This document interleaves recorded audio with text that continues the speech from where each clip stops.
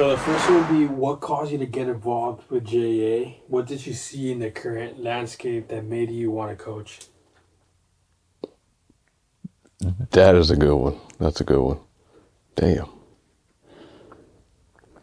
It was honestly like when my brother told me first about what he wanted to do, I got it because he was doing this with semi-pro, like basketball, and I couldn't understand how he was running it. I just knew he was living in Daytona Beach at the time, and I was in Fort Lauderdale, so his team was in Fort Lauderdale, but he was in Daytona.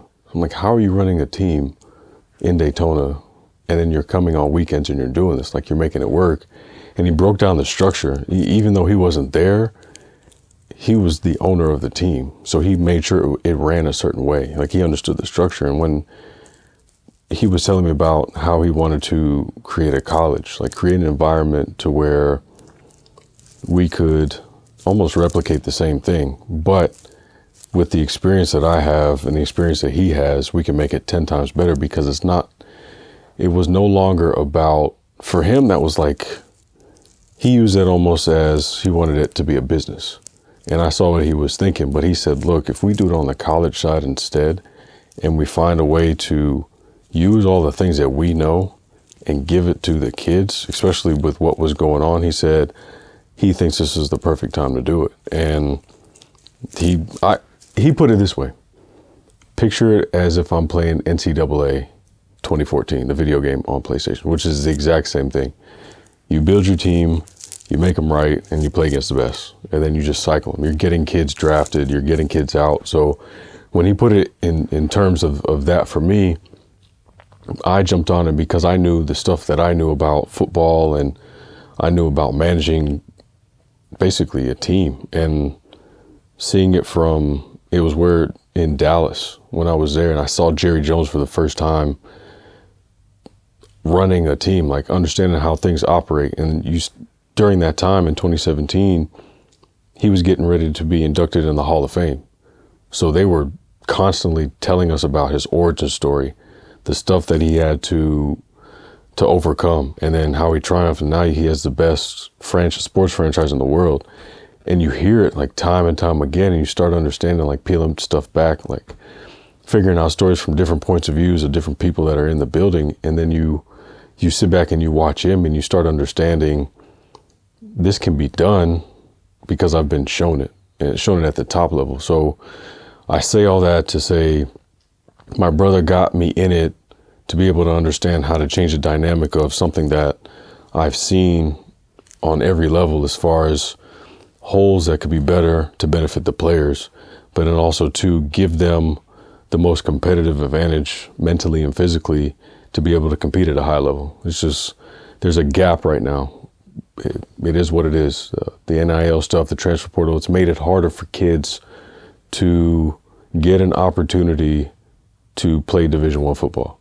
Like, a lot of them are missing out on scholarships because the numbers just aren't there. It's not the fact that they're not talented, it's just numbers. And coaches are now looking at this like it's the NFL free agency stuff. They're going after the transfer portal kids. Like, they're seeing these kids bouncing all over the place. They know they already have college experience. They understand a college schedule, which was the hardest thing for me to adjust to. And then they're able to understand that they played at a program. They probably played at a top program, so they got the competition. He can come to my place and play right away.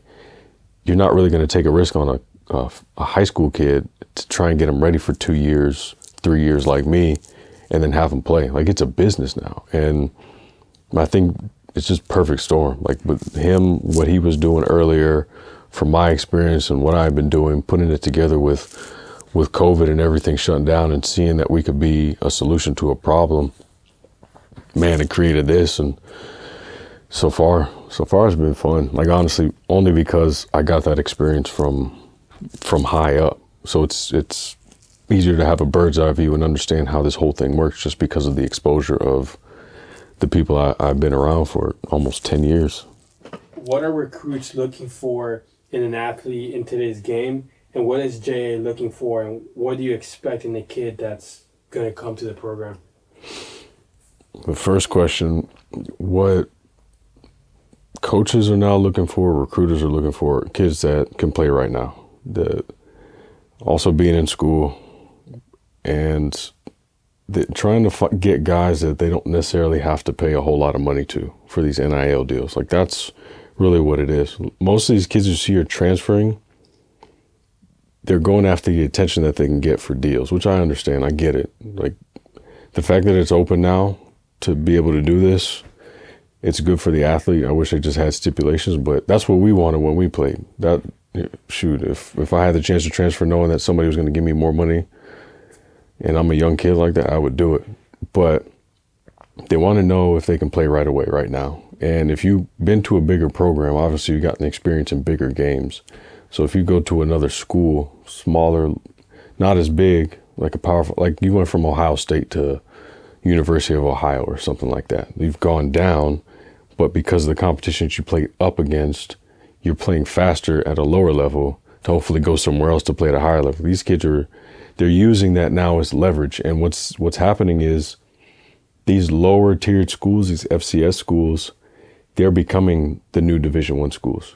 So think of it as when you go Division I, it's like you get drafted early because it's upper. And then the FCS schools are the smaller ones, and those are now the Division I's. But now what's happening is the JUCOs, the postgrads, like those are popping up, and those are the catalysts for getting to that next level. All you need to do is get your foot in the door.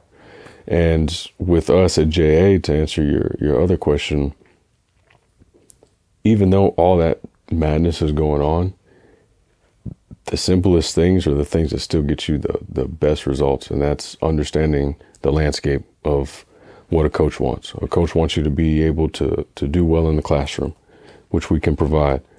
A coach wants to see that you're coached well. He can see that on film within the first 3 plays. We provide that. The structure of understanding what it means to be a college student, we provide that. Understanding how to practice the right way, we provide that. Understanding game situations, we provide that. Understanding competition, like upper competition to get you ready to get your foot in the door, we provide that as well. And for us, we're looking for guys that want to do those things. And if you get guys that are committed to doing it because they understand they can go to the next level if they just do exactly what we say, they'll get there. And we have proof of it now. Over the last 3 years, we have proof of guys, if they just do what we tell them to do. And it's not like we're telling them to do it for our sake. We're telling them to do it for their sake, because we understand that if you show up the right way consistently on film, we know the right people that's going to be able to give you that opportunity to get seen. All it takes is a phone call or a text message. Hey, I got a guy, you want to look at him? And so many coaches hit us up just because of either I've known them in passing or my other coaches have played with guys or friends with guys. It's one of those, it's about who you know. But you're also getting the other stuff, the info of what you know about the game, and putting those two things together. It's only the thing we look for in this program is the kids that are willing to understand what we want them to do. And it is going to be hard. We tell them it's going to be difficult, but at the end of the day, you're getting an opportunity that most kids don't get. Like, a lot of these kids are not getting scholarships and they're just at home chilling. But these guys that we have coming in, we know they're the ones that they believe in themselves to a certain extent, but they come to this program because they want to continue to believe in themselves because they know they can do it. And then you have the other part of this for them that we look for is just a willingness to just accept, like I said, that it's hard, because you're basically like bottom tier, but you can catapult yourself so much higher with just being committed to the things that we tell you to do. And it's simple stuff. Just being disciplined, working hard, working consistent, open to constructive criticism so we can make you better, and then you put it on film. So all those things is what we look for in a player to be able to get us to that next level, to where we know that when they walk into another collegiate program, the things that we taught them in this small span, it's going to help them come in right away and be an impact player. And that's why we treat it as a business that way, and we teach them that's how the business is. Because let's be honest, you can love the game, but at the end of the day, your love of a game can only do so much. But when you understand the game and you understand your skill set and you understand the business, you put all those together and you can just continue to leverage that. Because the things that you do, it's going to help the program or help your team. And the more it helps your team, the more people are going to want to support you as a person. And the more they see you continue to do these things time and time again, I've just seen it. Guys that are that way, it pays off for them because they understand the business. Understanding the business doesn't just mean money. Understanding the business means your brand, how you're building that, so that when people see you or they identify you, there's some type of quality with however you played, whatever sponsorship you might have, what you might have said in an interview, or how somebody just saw you out in public, conduct yourself. All those things make up who you are, and that's how it gets you to the next level, or get that attention that you're seeking. And like I said, we have kids that have gone through the program and they're benefiting from it now. Like, they just listened. They knew it was hard. They just listened and they just kept doing it. They complained a little bit, but they just kept doing it. And then it just broke for them. And then all of a sudden you're now, the best thing that is kind of cool about this is you're getting text messages from guys that are saying, thank you. Like, Coach, I did everything you said. I appreciate it. Then a year later, like, Coach, you were right about everything that you was talking about. And it's funny, the light bulb clicks for them. And as it's going on, they're understanding, this is what Coach was telling me about. And right then and there, it's not, I talk about, to my guys, I talk about emotion and understanding your emotions, and that you can't mix your emotions with the moment. And there's times where it gets heated, or there's times in a game situation where you have to concentrate. And those things that we teach them at JAA, they're able to apply it then and there, and they use it, and they grow faster, and they get more confidence in themselves, and they just keep going. And like I said, man, those are the guys we look for, and it's fun because you do it right, you're going to reap the benefits here. And I think that's what is setting us apart now, because of just the concentration on that. Like, we know you're going to play well. Like, that's a given, because I'm going to bring it out of you. Our coaches are going to bring it out of you. I'm not worried about that. It's that mental part that we can really get you to understand your full potential. Like, know where it is and go for it, instead of trying to figure out, you don't know who you really want to be. It's more those, you envision it, you've seen it, and you're going after it. And every single day you go after it, that's another day closer. That's going to make you more confident, make you more stronger, make you more accountable. And that's JA, man. That's what we're doing. That's what we've been doing. And it's going to happen again this year. I know that. What has been one of the most consistent challenges with athletes joining JA or in the current bowl?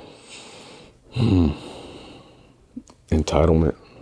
Like, a lot of these kids feel super entitled to an opportunity, and most of the time it's not it. We got kids that got bad attitudes, got in fights with their coaches, and then when we talk to them, we come from a place of, we already know if you got low GPA, we already know if you got bad character, but you just need some work.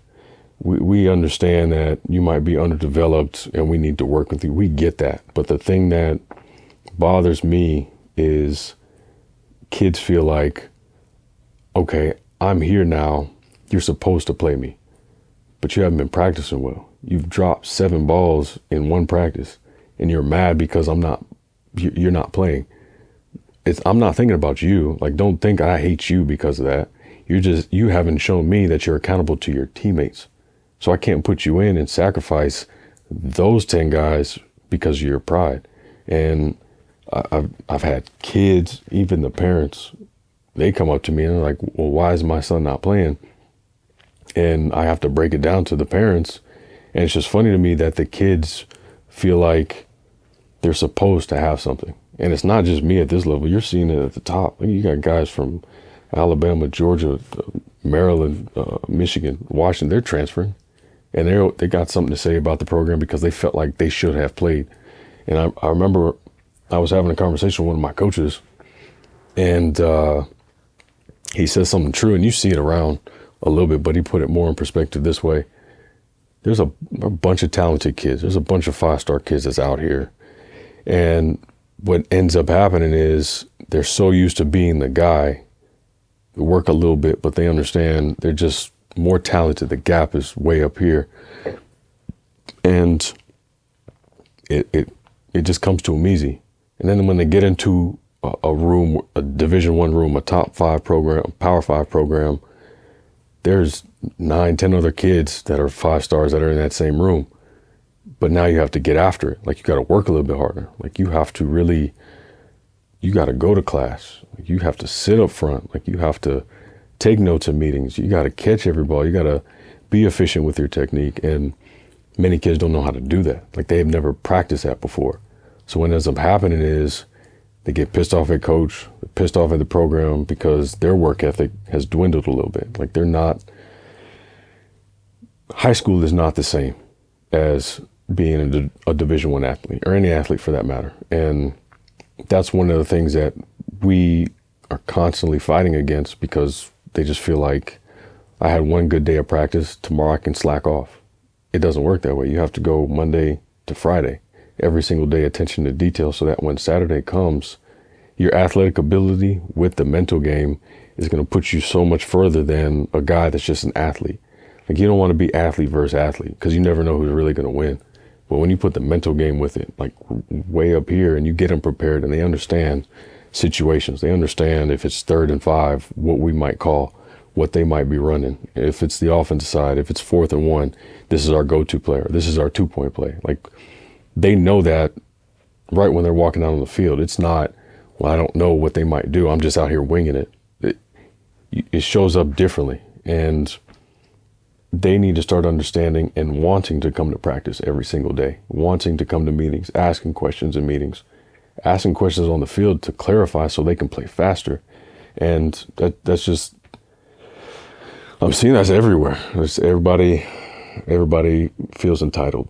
Like, everybody feels like, you need to give me something because I've done this. Like, you're not always going to get an award for every single thing you accomplish. Like, you just won't, and you have to be okay with that. So many people are so ready to say, I got this, say I got that. Wait till the whole product is done, or it gets to a certain point where you know it's time to say this or say that. Or there are people will tell you by your results if you've been successful or not. Like, you don't have to go looking for somebody to give you something. Like, you really earn it, and you earn it by just showing up. And that's the thing we just tell our guys: come every day, show up, listen to us, and you're going to reap the benefits one way or another. Why don't athletes joining JA, right, or junior college or JUCO program, treating it the same way as if they were at a D1 school, right? Well, why isn't the same level of commitment, focus being shown? You know, obviously from our experience being around, you know, talking to the kids, having conversations with you, why aren't they taking advantage of the programs or the opportunities? I feel like there's a lot of excuses, and they're letting their current situation kind of drive how much they're putting in and how much work they're putting in, the commitment factor. So I know it's a little bit extreme, but for some, this is their last option, right? Yeah. Their last hope, their only chance of having or creating another opportunity for themselves to be able to continue to play football. So why aren't they treating the JUCO program or if they come to JA, why isn't that same level of commitment and passion and just drive or excitement as the same as if they went to a D1 school? Yeah. I would the best way to say that, it's like tiered, I guess. So when kids looked at junior college, they thought it was less than. Like, they thought it was for guys that weren't talented. And there's kids that view JUCO as, I was the man at my high school and now I'm here, I should get everything, the entitlement. And then the other part is just some are just iffy. Some programs are.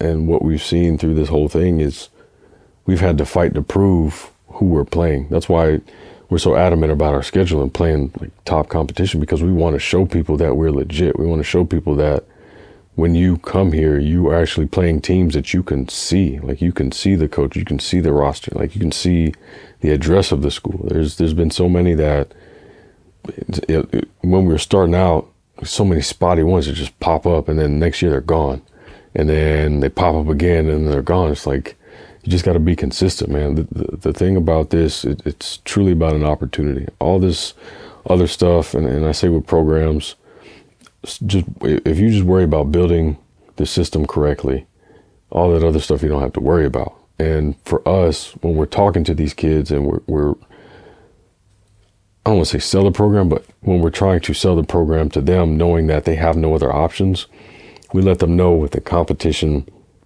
and with the coaching staff, you're going to get the same thing as a Power 5 school. Why? Because we've had coaches that have played there, or at least coached in that realm and understand, or at least have other coaches that they can talk to figure things out, to implement in our program, to replicate those things. Once again, it's us getting you ready for that next level. It's not you playing here just to play here. And a lot of times, and it's just funny, the notion is always that it's less than. And you're starting to see now guys are using that to get themselves up. So it's starting to turn, but I think just from Last Chance U, from I really just think the portrayal of Last Chance U has shown people JUCO is iffy because of the guys, the characters, the locations, all that stuff. And for us, it's just fighting all those things. I'm not saying we're fighting it like forcefully, it's just showing it a better way. And if we can show kids and show parents and show the community, this is how we're doing it. Like, our practice field is in a nice place. The facility's in a nice place. The campus that we have is in a nice place. The game that we play is in a nice place.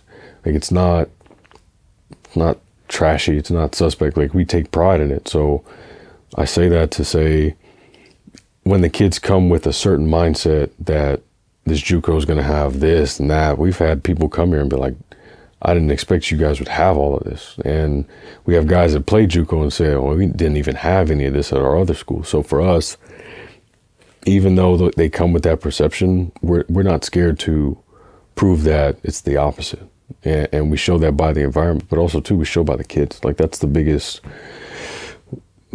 statement, is when the kids come here, how do they feel about the program? And then when they leave, how do they still feel about the program? And it's just about word of mouth. And, you know, even though the season didn't finish the way we wanted it to, we've gotten the most kids we've gotten in these, going on the fourth year now. And that's because of people actually seeing us, seeing where we are, seeing where we practice, seeing the stuff on film as far as what we do in the classroom. So we're proving that it's there. And people that, if they have talked bad, you come and see it for yourself, and it's not bad. It's just people aren't used to that type of exposure. At least the exposure that we know of, doing it the right way and making it presentable to where you can picture yourself being a part of the program. Regardless if it's Division I or not, you know you can use our program to get there. And we're adamant about telling people that you come here, we can get you positioned to do that the right way. So stop looking at Division I or bust. And if I go to a JUCO, now I'm less than. You're not less than. You need an opportunity to show what you got, to get up there, to show another coach, could he fit into my program that is a top program, an FCS program, FBS program, whatever it is. How can this guy that's down here get up here? And that's, JA starts that and helps you go that way. So, I am selling it, but to that point, kids shouldn't think that way when they think about JA. They shouldn't think about we're less than competition, because you can easily look at the schedule and our competition is up there. And the thing is also too, even if you were to talk to those other teams, we've gained their respect because of how we played and how we conducted ourselves throughout the game, even after the game, and even after the season. So all those things together, don't view it that way, because you're trying to go somewhere anyway. You're trying to go above. So don't put yourself in that place when we're not trying to put you in that place of the junior college level. We're trying to put you above and put your mindset that I'm a top guy and I need to play, practice, and act like it at all times. As a coach at JA, what are the deal breakers when looking for athletes, and on and off the field, and what are good things, attributes or skills, attitude, mindset that you want in an athlete joining JA? I just want guys that are willing to listen. Like, listen, do it right. Don't keep making the same mistakes. Like, when you keep making the same mistakes, you're not concentrating.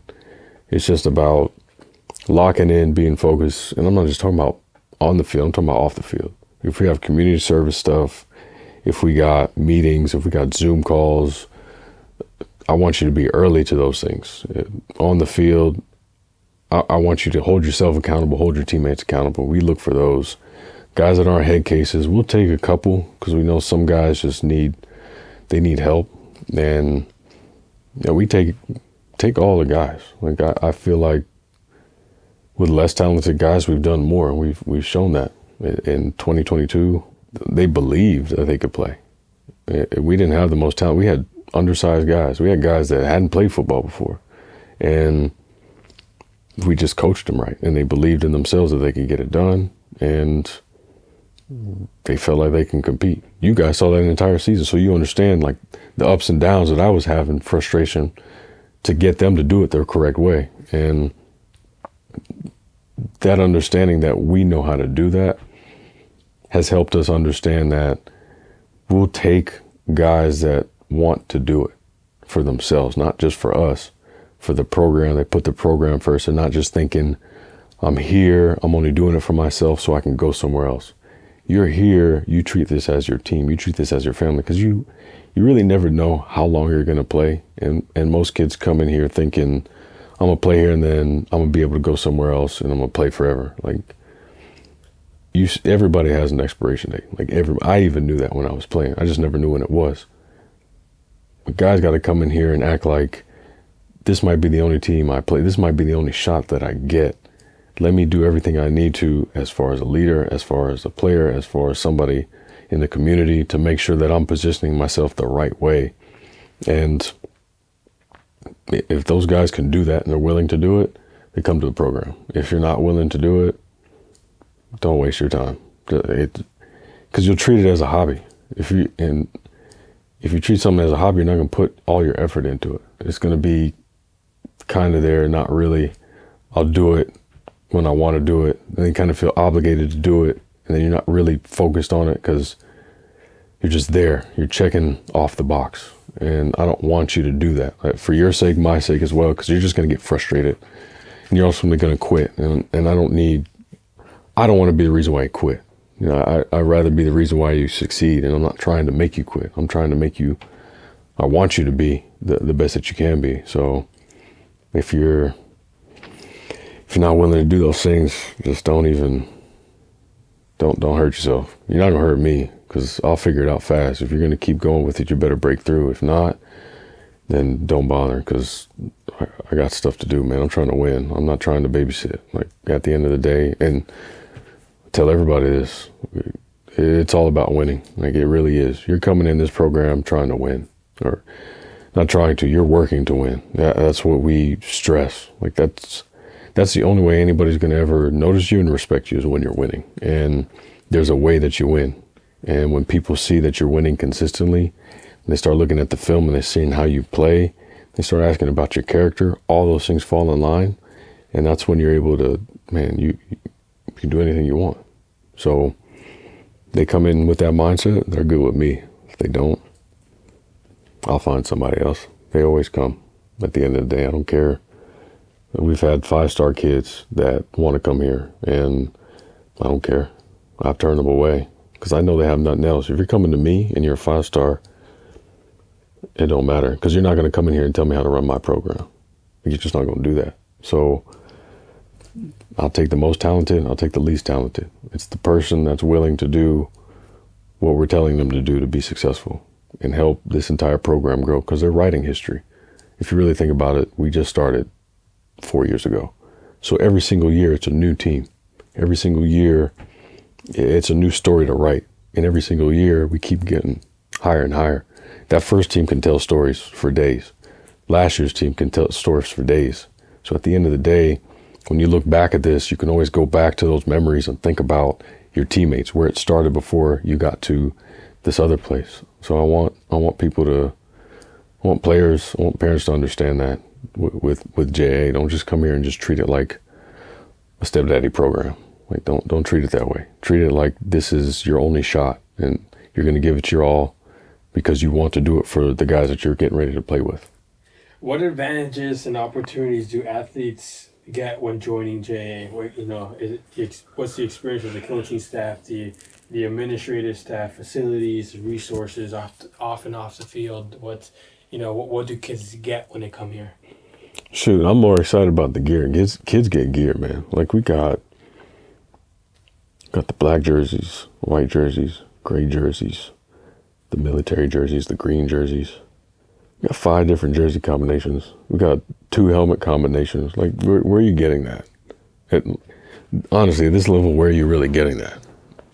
And on top of that, you're getting coaches that have played professionally. I played professionally. My defensive back coach played professionally. My D-line coach played professionally. My offensive coordinator didn't play professionally, but he still has a son where he coached him in high school, and he was number 6 in the state of Florida in total passing yards. And he was 50 yards shy of beating Tim Tebow's school record. So he knows how to coach. He's shown from the kids the other kids he's coached, he knows how to coach. I have another coach. He didn't play, but his brother led the CFL in tackles. So he knows the football side of it because he's watched his brother. So all that experience together. Oh, and I got another guy that played in the CFL and won 2 championships as well. And I have another one, a recruiter that just came on board, and he played in the NFL. So you got guys that have done it before. They don't have to prove anything to you. Just go. You can Google them, basically. If you want to find out information about our coaches, Google those guys, see their resumes, know that you can just be walking by us and hear a conversation. That will make you smarter as a football player. That's just, we understand the game. We understand what it takes. We understand how to put you in that mindset. And people need to understand that part of it. And it's hard at times because if you've never been exposed to it, how are you really going to know about it? And the gear, the coaches, the way we practice, the structure of practice, I'm putting you in an NFL mindset. The schedule that I have for these guys, same schedule that I had in college, which was the same as an NFL schedule. And Ralph Friedgen he did a great job of doing that. And it was intensive, it was hard, but I understand it because I still use it to this day off the field, like the time slotting. And that's what we do with our guys. We make sure that our guys are somewhere at some point in time in the day and they're not doing dumb stuff. They're not just video games, staying up late at night. You got to get up early here. You got to get up early. You got to lift. You got to run, practice. You got school. Then we got meetings after. So I got you guys for a long time. I want to make sure that these guys are always active and their minds aren't astray. Make sure that your obligations are met before you do anything else. That's what I want. I don't want you treating this like a hobby. I want you to treat it like it's your job. And we're going to teach that structure. We're going to get you ready for games. We watch film. I make sure that I prepare these guys the right way, knowing the situations, understanding when this is what you're going to get on first down. This is what you're going to get on second down. This is what you can get on this formation. This is what you're going to get in the third. This is what you can get in the fourth. This is what you can get during 2 minutes. Here's the situation. This is what we need to do. And then we do the same thing on offense. And we go back and forth. And we're constantly teaching the situations during practice.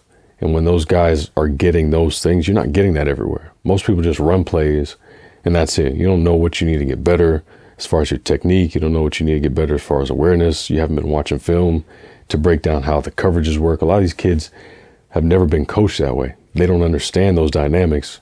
So when you come here, you're getting that as well. You're going to understand, all right, if it's 2x2 on the front side, it's 2x2 on the back side. If there's 3 receivers to my side, there's got to be a receiver on the back side. If there's a receiver on the back side, where's number 3's alignment? Where's number 1's alignment on the back side?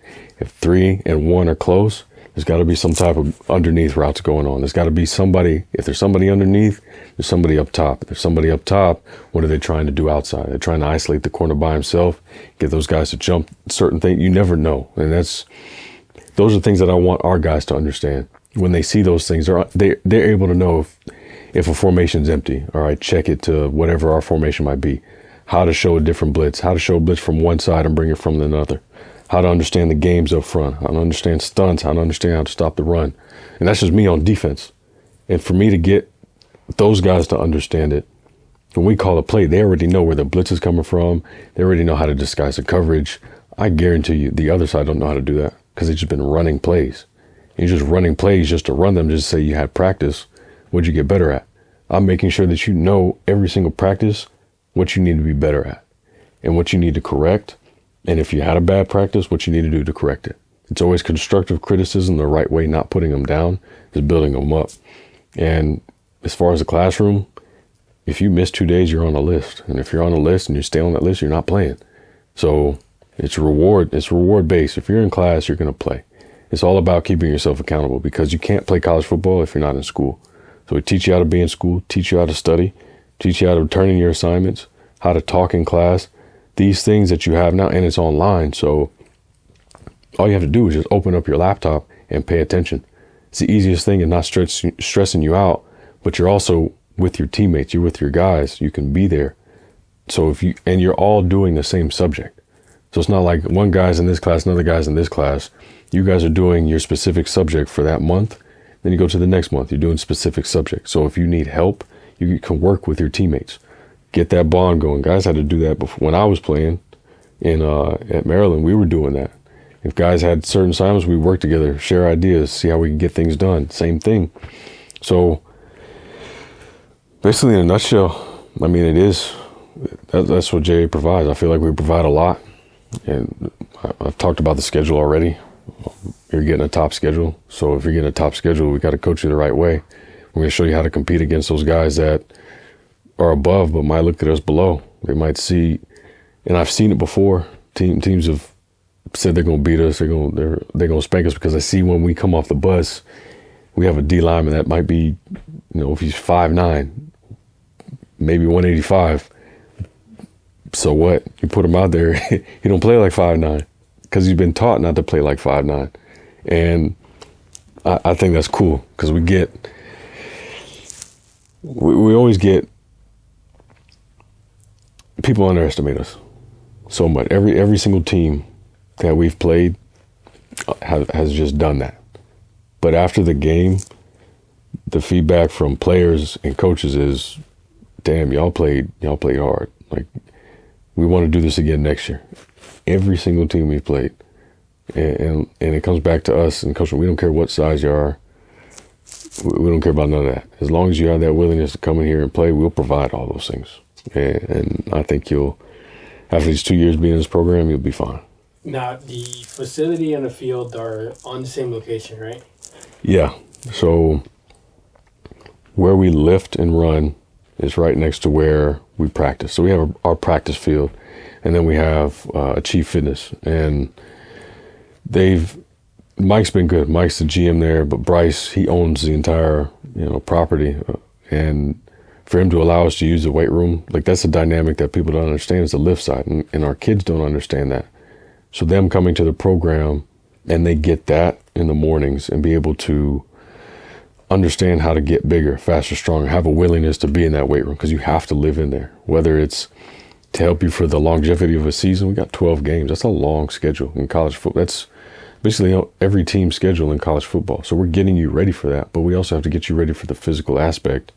That's getting you right to lift, understanding how to stretch, understanding how to recover or get yourself primed for practice. Those things, you got to take all that into account. So to have it right next to it is great, because you can go right from lift, have another side, whether it's offense, defense, special teams, could be doing a walkthrough, and then flip that. And then you go into practice, you're getting extra reps. You're getting mental and physical reps at the same time. And it's good to have it there instead of having one thing here, something somewhere else, and something somewhere else, it's a little spotty. But for us to have that, and then also have the campus with First Baptist, them giving us 2 buildings to be able to use it for the classroom setting, to watch film, to have meetings, for those guys to just chill out. I mean, you're getting the same stuff as a Division I school. It's just not all in one place, but it's in one place. And, that's what I like about the program. That's what I think separates us from a lot of programs that are trying to start out, or programs that have just popped up overnight. Like, they don't have those things that we have. And, you know, the fact that we're playing our games on turf field as well, too, and we have a deal with a partnership with a private school, NFEI, is another added bonus. Obviously, everything is recruiting, but for us to play on a nice field is great. And then our away games, shoot, we pay for the travel, so you ain't got to worry about getting in your car and going somewhere else. You hop on the bus at 6:30, we're out. Most games are in Florida or Southern Georgia, and we're back. Yeah, so it's not like you're overnight somewhere. Most kids would like that. We'll get to that eventually, but the fact that you're playing games in nice stadiums, big stadiums, you got a crowd, playing good teams, you're getting a lot of stuff, which I'm glad. You know, the fact that we can show this early in the program just means that we're just going to keep getting bigger, which we want to do. Because the bigger we get, the better people we play. The better people we play, I mean, the better it bodes for anybody that comes here. Tell me about the guys from Project Barnabas. I know I seen them on the sidelines. Yeah. You know, former military guys. Yeah. Good people to have around the kids. Good example. You know, very disciplined people. Yeah. Tell me about those guys. They're our fan club. They're a cool fan club, man. John works with Operation Barnabas, and when he first came on, he had told me about it, and he told me about why they're doing it. It's to help disabled veterans that have PTSD, trying to get them back into society, whether it's jobs, whether it's really jobs, homes, like trying to help them get back to being somewhat normal. A lot of these guys aren't, and a lot of them that come back, they don't have something to attach to. Like, they don't have something to have meaning. Like, they're almost like football players when it comes to brotherhood and togetherness. And then when you don't have it anymore, you're kind of lost. And for them, they've latched on, which I'm glad they have. And I shouldn't use latched on. They have supported us and helped us grow and gotten the word out there, because they've been able to talk to the kids from their experiences and let them know that the stuff that they're doing really ain't that hard. This is hard, getting shot at. Like, that's hard. And when they start explaining those stories, guys are like, oh, I got a whole nother perspective on life. I got a whole nother perspective on my freedom and what I'm able to do. And those guys come out full force, man. And it's fun because you see the joy on their faces, and then you start hearing their stories, how they struggled and how they've just been fighting to transition. And like I said, it's the same as football guys, so it's easy to relate to them because I was there. I've been in that position, and to see them having that grit to do that, and also being able to help the kids at the same time amidst their problems, it's fun. And you can see that the kids see somebody that's like truly supports them when they're out at practice, when they don't have to be. They're there. Some guys bring their big lifted trucks. They'll bring their Hellcats out there, and they'll post up like it's a car show and watch practice. Or they'll come to games, have barbecues at the games. They'll bring their homeboys, bring all their people, because they support the kids. Like, they want to see them do well. They wish they had something like this. And I think that's fun because we're helping their program. We're helping them build. We're helping them understand that if there's other vets out there that want to be a part of this, or they want to be a part of football, you know, they can be a part of Operation Barnabas, knowing that they have a support system. But then also too, there's football there. So if they wanted to get involved with football, they could easily do that and know that there's going to be people that appreciate it. And it also helps them to find their purpose, whether it's football or something else. And I think that's been the most fun, is seeing guys like James, you know, seeing guys like Tyler.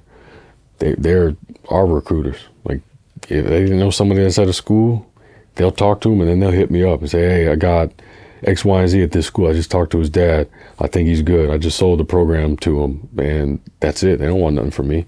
They just want to see this program do well. And I think that has been that's been the other highlight, is understanding that we're building a partnership with them, and it's helping both sides, whether it's our guys or their guys. Final messages. How can people reach out to you, get in contact about joining recruitment? Where do they go? Who do they reach out to? You'll go on the JA site. You'll fill out the application, free application. Fill out so we have your information. Once you get those filled out, then we get the information. Your huddle highlight should be on there. Your GPA should be in there. Your parents' information should be there, so we can contact everybody. We want to make sure that the parents know what their child is doing and what the child is getting ready to get himself into. You'll see so many kids just commit, and then the parents know nothing about it. So we want to make sure that the kids fill out the application. They know what they're getting themselves into, which isn't anything crazy. It's just letting you know that you have to be enrolled in school, and you have to make sure that you're on time to everything. Like, you can't be slacking off. If you slack off, and then you can't be a part of the team. If your GPA sucks, you can't be a part of the team. So you can go on the site and just fill it out. Once you do that, we talk amongst the coaches, and we figure out, boards right there, figure out where you fit on the list based on your highlights. And then we ask if we have your coach's information, get your coach's information, and then we figure out how you are as a player. We come and take a visit, and we see if there's mutual interest. If you're a guy that just wants offers just to get offers, we're not the place, because I see so many guys just trying to do that, just get offers to say it. You're truly coming here because you want to make sure you make yourself better. And I just want to put that out there, but it's all J Athletics across the board, or what do they call that thing, the handle? J Athletics with the handle.